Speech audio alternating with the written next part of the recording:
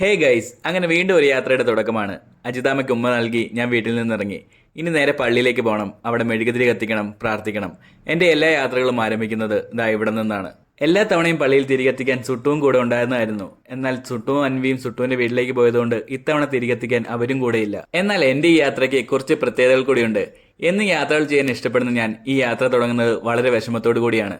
അതിന് കുറച്ച് കാരണങ്ങളുണ്ട്. അതിൽ ഒന്നാമത്തെ കാരണം നമ്മുടെ അൻവിക്കുട്ടൻ തന്നെയാണ്. അൻവിക്കുട്ടൻ വളരുന്നതനുസരിച്ച് വീട്ടിൽ നിന്ന് മാറി നിൽക്കാൻ എനിക്ക് നല്ല വിഷമമുണ്ട്. മറ്റൊരു കാരണം, ഞാൻ കഴിഞ്ഞ 3 വർഷം ചെയ്ത യാത്രകളിലെല്ലാം എനിക്ക് അടുത്തറിയാവുന്ന കുറച്ച് സുഹൃത്തുക്കൾ കൂടി ഉണ്ടായിരുന്നു. എന്നാൽ ഇത്തവണത്തെ എൻ്റെ ഈ യാത്രയിൽ ഞാൻ തനിയെയാണ്. അങ്ങനെ നല്ല വിഷമത്തോടു കൂടി, എൻ്റെ ഒരു അനിയന്റെ ഭാഷയിൽ പറയുകയാണെങ്കിൽ നല്ല ചടപ്പോടു കൂടി ഞാൻ എൻ്റെ യാത്രകൾ തുടങ്ങുകയാണ്. അങ്ങനെ അരമണിക്കൂർ ലേറ്റ് ആയിട്ടാണെങ്കിലും എനിക്ക് പോകാനുള്ള പൂനെ എക്സ്പ്രസ് സ്റ്റേഷനിലേക്ക് എത്തി. എനിക്ക് കിട്ടിയ സീറ്റുള്ള B3 ക്യാബിനിലേക്ക് ഞാൻ കയറുകയാണ്. ഇനിയുള്ള എൻ്റെ യാത്രയിൽ കൂടെ നിങ്ങളും ഉണ്ടാകുമെന്ന പ്രതീക്ഷയോടെ.